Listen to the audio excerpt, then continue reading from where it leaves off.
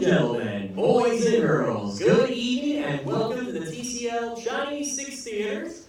We're very proud to present our December Tuesday Night Cinema Classics movie, Die Hard.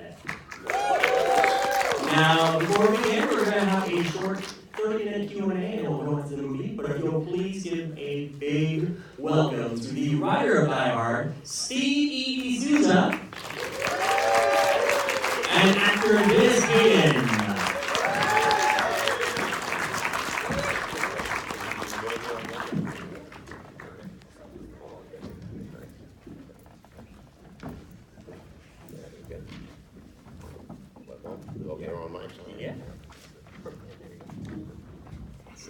All right, well, thank you both for joining us here this evening for this special screening of Die Hard, which we're on the eve now, the 30th anniversary for. I'm going to go ahead and begin with basically how you became involved, Steve, with becoming one of the writers for Die Hard. Well, I had done several pictures for the producers, Larry Gordon and Joel Silver, prior to that. I'd worked with them in television and in motion pictures. I'd done 48 Hours and Commando with them, and some television programs. And they had a script that Jeb Stewart had done, adapted the book, and broke the back of a difficult book. And they wanted me to bring to it what I sort of gotten a reputation for, was bringing a lot of humor and a lot of plot twists. So I came in prior to the casting situation, and there's of course a famous, the famous story about how many actors they burned before they got to Bruce, which we'll get to in good term. But I had a relationship with the producers, and we had started working together in televisions, and they knew I could work in a time crunch, which is what they were facing. It was one of the situations where the movie had a release date, but it didn't have a cast yet. So it was a very fast movie. So, of course, this was also, the book was actually the sequel to The Detective, and was originally written to be filmed as a sequel. But, of course, by that time, that it got around to production beginning and pre-production beginning, Sinatra, who had starred in The Detective, was up there in age. There was never a possibility. They knew going into it, they had to offer it to him, but that he was going to most likely say, no, yes. I can't do this. They had to go through, yes, it's a good trivia question. A good bar bet is if you go into a bar and you say, that part Bruce Willis played in Die Hard 2 and Die Hard with a Vengeance and Good Day. Who was the first person to play that part in what picture? And they'll say Bruce Willis, and you'll say Frank Sinatra, and run out of the bar before they break your thumbs. But there's a movie you can catch, it's maybe on Netflix or Amazon, I don't know, called The Detective, which is basically the same characters. In that case, he's estranged from the wife in that one. The wife is in the hospital, she's got a medical problem, and he returned to the same character in a book called Nothing Lasts Forever, where the character had been retired, was in his 60s, and the person in the building was his daughter, so who died, who fell out of the building. So Jeb Stewart unkilled her, and he made the character younger. And another important thing Jeb did was, when the book was written, at the time the CB radio craze was going on in America. So the guy he talked to outside was a gypsy cab driver at a CB radio, and at the last minute, a cop took over. So Jeb combined those two people into the character Reginald Val Johnson played. So anyway, they were very happy when Sinatra said he was too old and too rich to do it, because otherwise the chases would have been on rascal scooters in the corridors of the building. Now, can we talk to Dennis a little bit about how you came on board with Die Hard? You were actually working on Action Jackson at the time we got the call. Right, yeah, I just finished Action Jackson, and I got a call to come down to Joel's office, and I walked in, and Jackie Birch was standing there, and she handed me a script and said, you read da-da-da-da-da. And nobody said anything about reading anything, but anyway, so I said, okay. I took the script, and Joel looked up from his desk, and he started yelling at her. He goes, that's Dennis Hayden, he's in Action Jackson. He doesn't have to read for anything. I just wanted you to meet him. I said, great. I wasn't ready to do a reading. So anyway, that's how I got on it. Was from doing Action Jackson and then going right from that to Die Hard. Now, of course, Die Hard has the distinction of really changing the way that we look at as an audience, but also the way the action films were created. And can you talk a little about, obviously you probably didn't realize at the time that you and Jeb were breaking the mold on action films as a genre. But what was kind of the first time you realized that this is something special that we have here that we're creating? Well, I don't know if it broke the mold, but we'd gone through a period, if you remember, in the 80s where the heroes of action movies were these bigger-than-life characters. They were superhuman. It was a steroid, a roid rage arms race, with Arnold and Sly and so many other characters. And if you go back years ago in pictures in the past, John Wayne accepted, a lot of your heroes, Bogart, so, we're the normal-sized people, Right. So what had happened was, because of this, arms race of guns, arms, what happened was, when the picture was sent out, people reacted to a script where, well, if you really analyze the picture, the hero spends the first act of the movie hiding and trying to call the police, which makes perfect sense, but at this time, in this moment, I guess 1987, the script was going out, so it was sent to, it would have been a mistake, but it was sent to Sly, it was sent to Arnold. Richard Gere turned it down. Jimmy Caan turned it down. They gave it to Burt Reynolds, who had done many, many movies with Larry Gordon. So that was an indication that there was something different about this thing. And they went to Bruce in desperation, actually. It was an act of desperation because they had to start the movie. We were aware when it was a type script that we were trying to make a more relatable hero, and that maybe that was a risk, but we really, I think, sensed it would be an antidote to what we've been through. When I first realized that I think the picture was something special, was the very first cut of the picture. A handful of people looked at it, and it was the director and key executive. Bruce was there. I was there with my wife, and we knew right away it was something special, even with temporary track, and even with things that said shot missing. It just had a momentum that kept going. The questions I always get in situations like this are about people like story holes or mysteries, which you'll probably get if you're going to do a Q&A or not. But there was one moment in the first cut of the movie where they said, "Uh-oh, stop the movie. We're in serious trouble right here," which was 20 minutes in, which was we'll come back to when we get the usual question. Yeah. So one of the things that is really remarkable about this movie is the cast. It's perfectly cast. Everyone, you can't really picture anyone else in those roles, whether it be Bruce as John or Hart as Ellis. Everyone is just amazingly cast, and yourself included in this. What was it like, working with Bruce and working with Alan Rickman as well? And how much interaction how much were you on set during the filming process? I was on set a great deal because the script was being written, while we were making changes while we were shooting it, and I know the script's floating around on the internet, but a lot of them don't have all color pages coming in right up to the end. And so I think the picture was, I had come up, I had met the producers working in television, where I was also a writer and producer, so some people don't like a writer on the set, because maybe an actor will come up to say, what's my motivation? And I say, well, you were claustrophobic when you were a child, and then the director goes, what the hell is he doing? Why is he crying in the elevator? Can you talk to the writer? But I know the decorum, so I'm more welcome. And it got so crazy that they were calling me. A lot of the filming was really at night because Bruce was doing moonlighting in the daytime, and much of the movie was filmed in the real building on point. So I actually I'd go home and I'd get a call at 2 o'clock in the morning. Got to come right back here. We got to make some changes.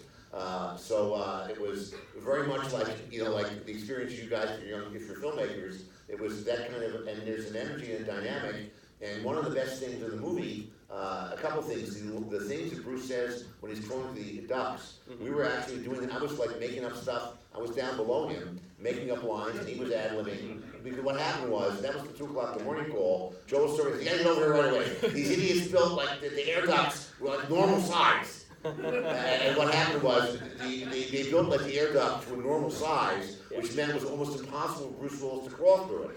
So it was taking so long to crawl through it, he's got to like talk to himself. So some of those crazy lines like, come out to the coast, we'll have a good time, that was like 11th hour, like, and he said, now I know what TV dinner feels, that was Bruce Adler. But one of the high points of the movie, as a result of this situation, we had been, the whole time we were making this movie, it was bothering us that Bruce and Alan's characters like didn't meet. Joel Silver, I've done many movies with him, he probably fancies. He always says these movies are hate stories. They're not love stories, they're hate stories. They're romantic comedy, the hero meets the girl, they have a cute meet, they have a couple of dates, they have a fight, and they go off in the sunset. This is the hero and villain meet, they have several fights, and then one of them dies. So the problem was, after we get them to meet, the context of the movie didn't seem possible. And then one day, late in the afternoon, they took a break for, while they were setting up, they had the craft service people come around with snacks, and someone said to Alan Rickman, Alan, a lot of the UK actors do an American accent. Do you do an American accent? And he said, I don't know if I do an American accent per se, but I do like, a California one. And so everybody laughed, and I said, oh my God, that's it. And I ran over and I got Joel Silver, and I said, listen to that. And he did it again. He said, so what? He said, this means that if he can, mindfuck, if I can say that, it's R-rated movie.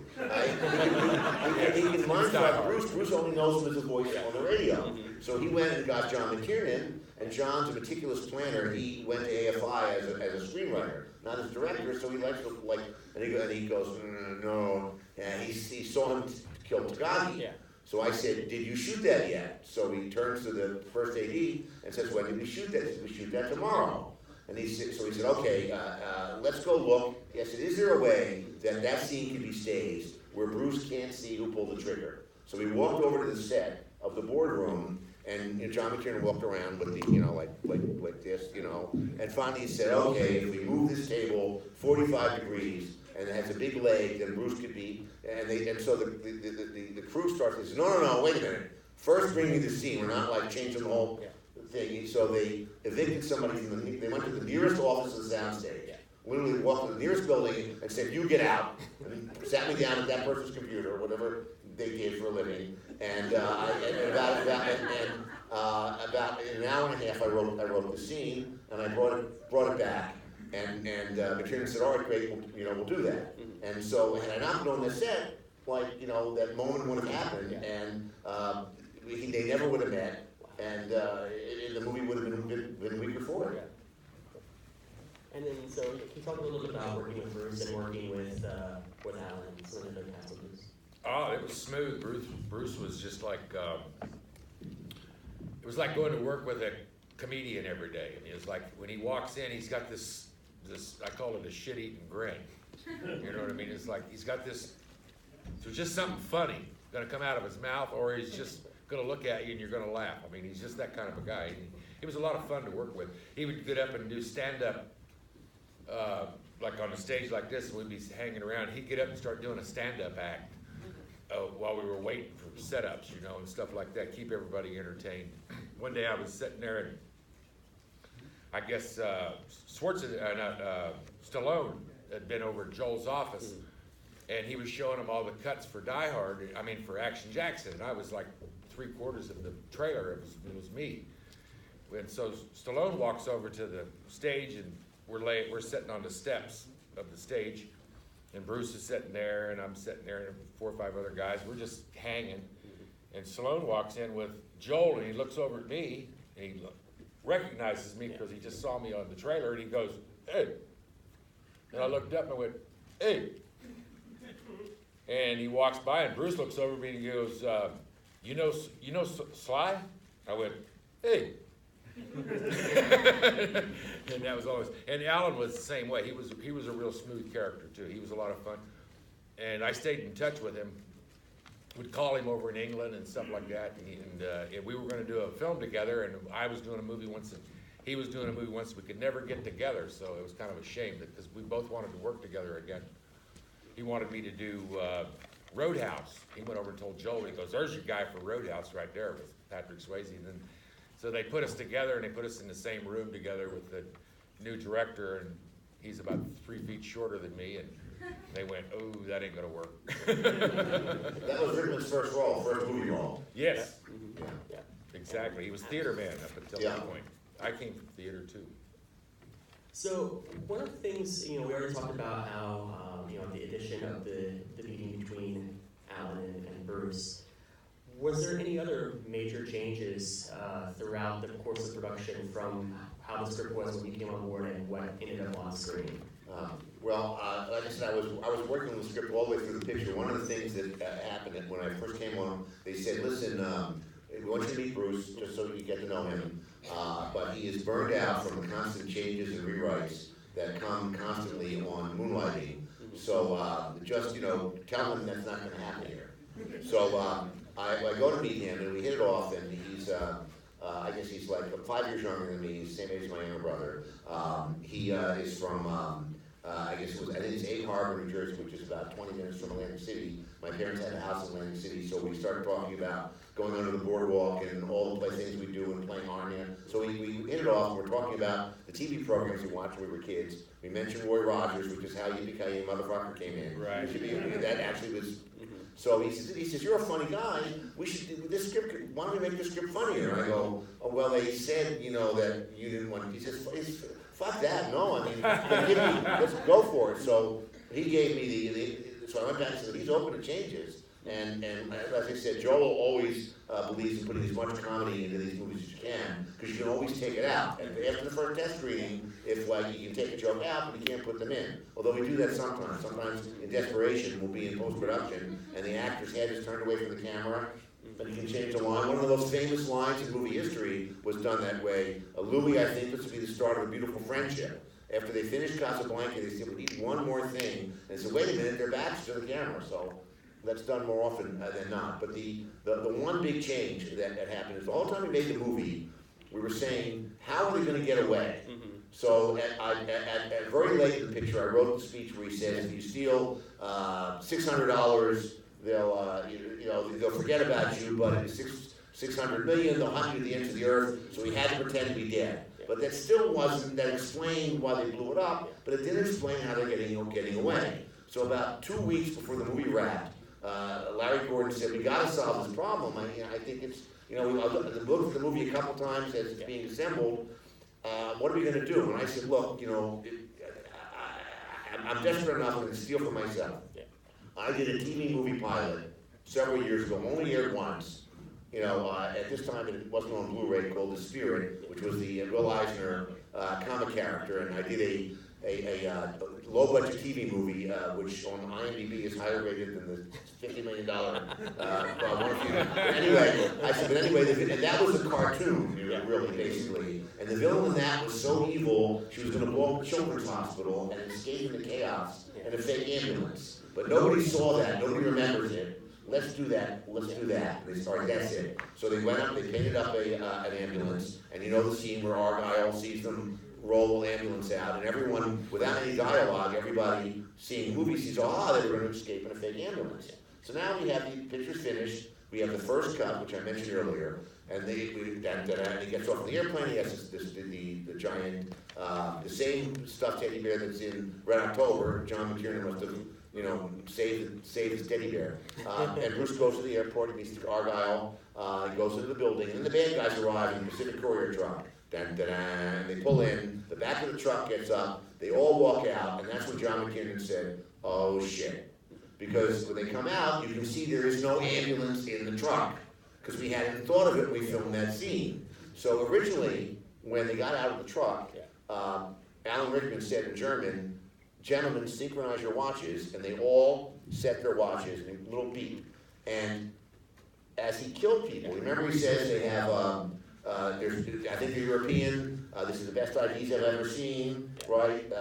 One of the things he said is they all have the same watch. And the reason he realizes Rickman is one of the terrorists and not a hostage is when he lights his cigarette, he sees he has the same watch. But because we said, oh my God, we can't stand there synchronizing their watches, you see the empty truck, the editor, he said, go right back to the editing room right now after this cut, and the minute they get off the truck, get the sigils in there. So the movie's on television again, or if you look at it on Blu-ray, look when they get off the truck, look beyond them and you'll see there is no ambulance there.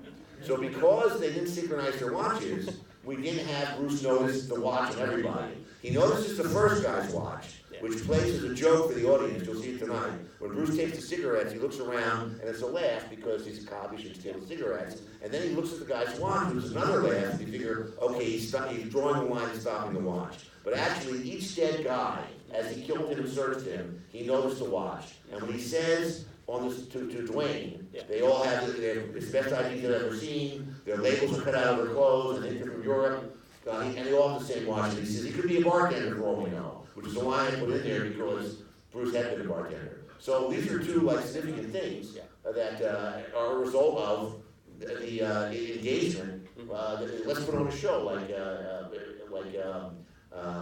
it would have been Judy Garland and Mickey Rooney. Let's put on a show in the barn, you know. So there was a dynamic there, which is great and rare. Nice. Now, you have a really great moment with Reginald Hill Johnson when Al arrives to the lobby to check things out. Can you talk about a little bit about working with him? And one of the things that's great about that scene is you guys play so well off each other, but the tension with the writing and with the acting is perfect for that. You the whole time. Yeah, well, we shot that, like you said, most of that was shot at night, so we had lunch at like midnight or something like that, whatever it was.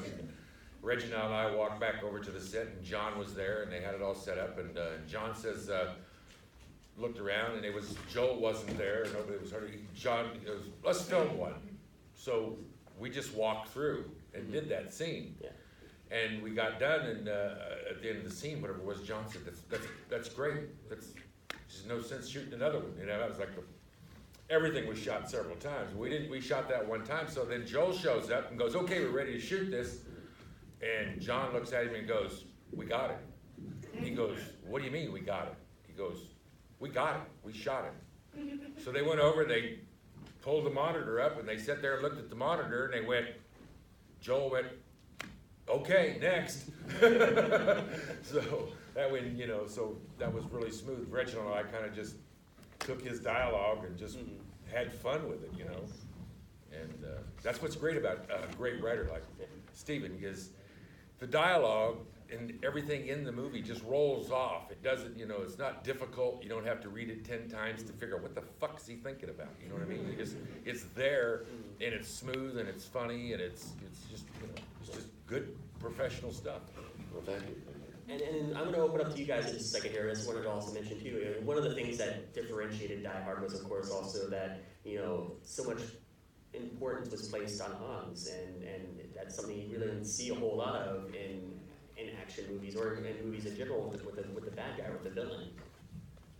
So what was your decision making process behind doing that, or was that already kind of set in place? The book is entirely seen through the eyes of this retired detective who's in the building. So you only see what he sees, you only hear what he hears. So there's a few moments where he observes the villains. In the book, he knows the villain. It turns out, remember the book is written, I guess, sometime early 70s. It turns out that Hans, that the detective character, had been in the American Army, and Hans had been a Nazi, a real Nazi, and he was briefly his prisoner. So he recognized him, which is like the age of these characters didn't work. So we had to invent scenes. The whole movie could not be over the shoulder of Bruce Willis. You've got to cut away. Once it becomes a movie, in the book, he's remembering his daughter when she was a child. He's thinking about the war experience. There's all these internal thoughts, and the movie had to be opened up. And one of the most important things that happened was John McTiernan came to me while we're shooting and said, "We are killing Bruce. He's shooting moonlighting in the daytime. We're doing practical nights. He's getting 4 hours of sleep in snatches in his trailer. Let's expand the rest of the cast. Let's spend more time with the villains, and let's rebuild up Atkinson's part so Bruce can get some rest and get some days off." So that imprimatur to get into the lives of all the other characters made it a richer movie. Having said that, in my own experience, I had always worked on villains. One of the first people I worked for, my first job, Harv Bennett, later on did the Star Trek movies. He was my first boss in Hollywood when I did the bionic shows for him. And he would always say, you gotta have a great villain for a great hero. And we were doing the bionic shows where the hero is superhuman, so the villain has to be really brilliant and cunning. So, you know, I brought that experience to all the movies I did. You know, you want to develop the villains. And with Rickman, a Shakespearean trained actor, I could give him a lot of me. Of course, it makes no sense that he kept saying to me, "What am I doing with this pencil? What am I drawing?" Remember, he's always busy. I said, "You're figuring out where you're going with your money, Aruba or whatever." And of course, it makes no sense that he doesn't tell his entire team what the plan is. They come running in and he says, the police, he says, relax, the police would come inevitably, and the FBI is all part of the plan. I mean, what kind of person doesn't fill everybody in? But one of the things that makes the movie work for the audience is you really want to know what the hell he's up to. Like the minute he says, who said we were terrorists, you go, and in the book they were terrorists. That was one of the things I brought to it was that you know, it doesn't fly now. So the idea that they were pretending, of course this is before we all had terrorism again, but at that point it had been something that hadn't happened 8 years in the UK. And I invented this cockamamie lot. Nobody's ever come up to me and they go and say, well, I don't understand how he was a bad guy, but nobody's ever said, that's bullshit, that 8 locks, you know. Somebody came up to me, they always say it's Die Hard, a Christmas movie. I had some writer call me up and write something. It's really a Hanukkah movie. Because like there's like 8 locks, or whatever, like he had some theory is like Hanukkah movie. I guess just as valid. But anyway, I lost my train of thought here, but I lost the question here. Yeah. So basically it was, I forgot it now myself. So how do you expand it? Oh yeah. So in other words, once I had that, I could spend more time with, more with Dennis Hayden being a dick. I could build up Holly as the leader of the group where she confronts him. Yeah. And one of the things that's nice about that is they said Alan and Bonnie sort of had a rapport there. Like, so we have to work together, you know. Like, and it was sort of very interesting. Like, and very natural. In other words, he played it. He just wants to get through the day, and is going to let everybody go. Obviously, that wasn't his intention, but he played it that way. So when she comes to a pregnant woman, he goes, you know, he says, "Don't worry, it's not right away." Yeah. And he says, "Can I bring a couch?" He says, "Sure." And he better take us to the bathroom. He says, "You're right.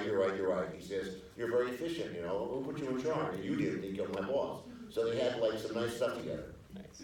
Now, I just want to mention also really quick too, he wasn't able to make it out here tonight, but he was here 2 days ago. We had a screening of Day of the Locust in theater as well too. William Atherton wishes he could be here tonight. Unfortunately, he's traveling back to be with some family for the week, so, but he sends his best regards to everyone. And let's go ahead, I have time to get a couple questions from the audience. Can we go ahead and right here? Yeah, my question is for Stephen. Did you come up with the line, "Fist with your toes," or was that a